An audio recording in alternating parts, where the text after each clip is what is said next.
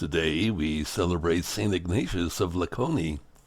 He was a Capuchin friar born in 1701 and was canonized in 1951 when I was 9 years old by Pope Pius XII.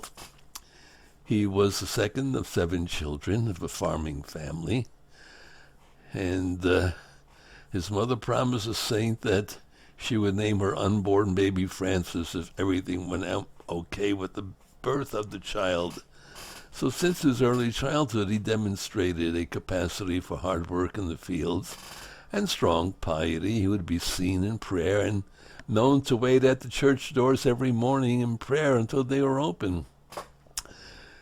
As a teenager, he wanted to join the Capuchins, but his father wouldn't allow him because he needed him to work in the farm.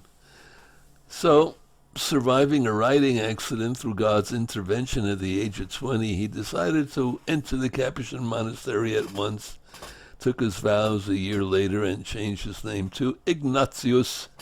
Spent his first 15 years as a Capuchin doing various menial jobs around the monastery, and for the last 40 years he was the quaestor, or somebody called the official beggar.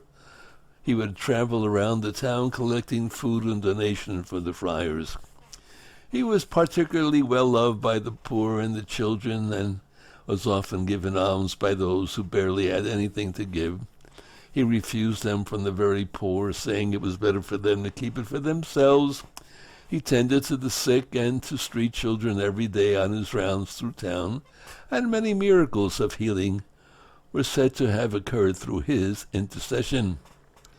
Ignatius of Laconi, another great saint. That's the way to do it, and that's what we should do. Live entirely for Christ. Amen. Hallelujah.